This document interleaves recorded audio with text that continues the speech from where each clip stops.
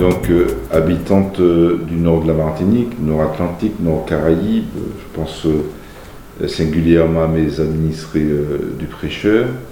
Je profite donc de l'occasion qui m'est donnée par Web TV Nord, que je remercie d'ailleurs, une entreprise intéressante qui permet à nos jeunes justement de se former au métier de la communication, quand on sait qu'on est dans un monde de communication. Donc, je profite de ce canal pour vous souhaiter une très bonne année 2017.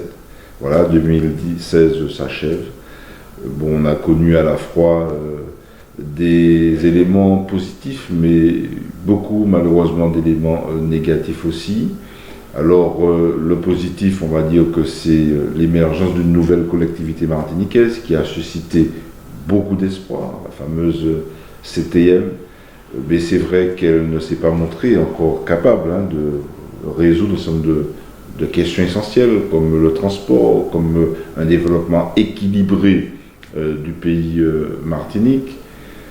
Et puis, sur les aspects négatifs, on a ce qui nous inquiète, non seulement, bien sûr, dans notre pays, la Martinique, mais dans le monde entier, en Europe. On voit la montée de l'extrême droite fascisante, avec les conséquences que ça pourrait avoir, non seulement à notre niveau, dans la relation fraternelle que nous voulons avoir avec nos frères de la Caraïbe, mais aussi, je pense, plus particulièrement à nos sœurs, nos frères qui vivent en France, en Europe, et qui peuvent être victimes de racisme et d'actes de rejet, d'actes xénophobes.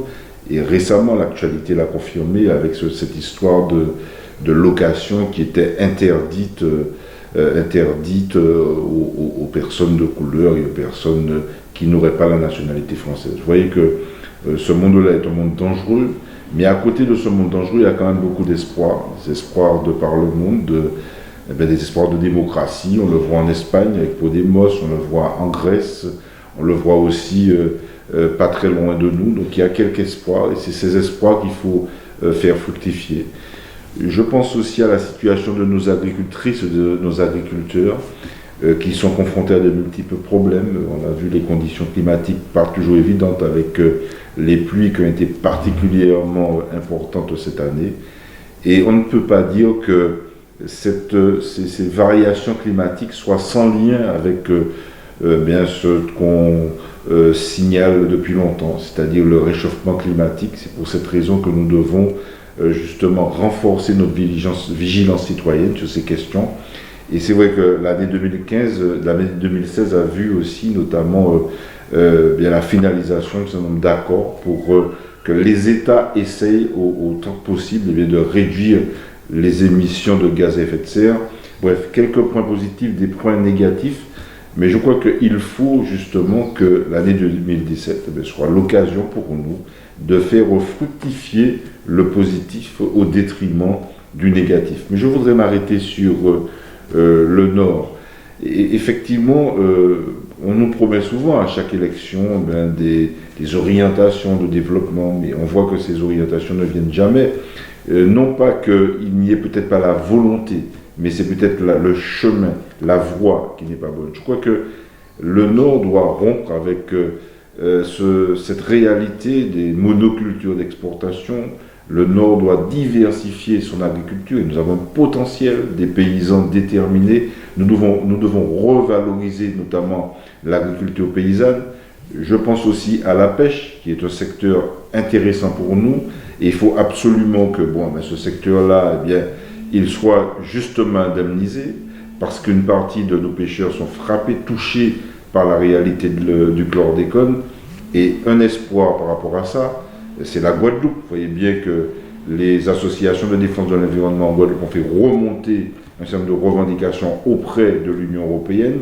Eh bien, le dossier a été retenu. Je crois que nous devons en faire de même, parce que trop de gens souffrent de cette réalité du chlordécone. Je vois la multiplication des cancers avec des gens qui meurent de plus en plus jeunes, la situation de nos pêcheurs, j'en ai parlé, la situation de nos agriculteurs.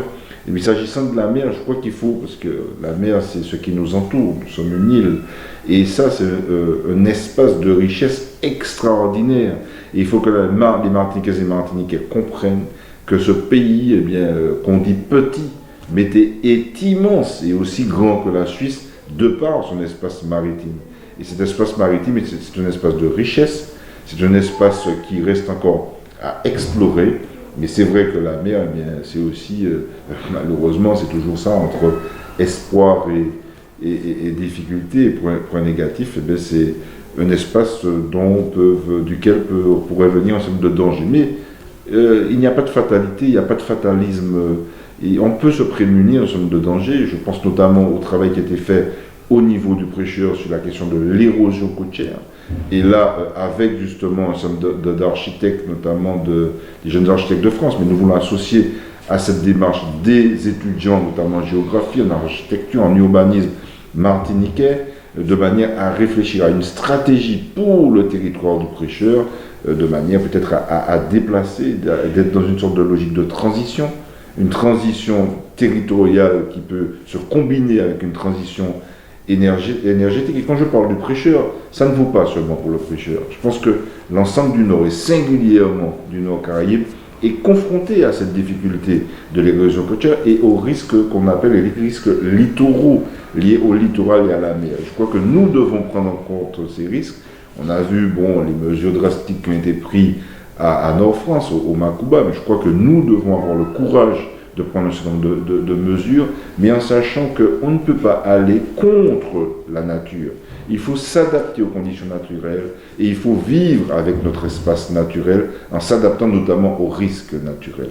Je crois que c'est tout ça nos perspectives. Nous avons des perspectives d'avenir pourvu que nous soyons lucides, mais on peut être lucide tout en étant, animé de perspectives, de rêves et d'utopies.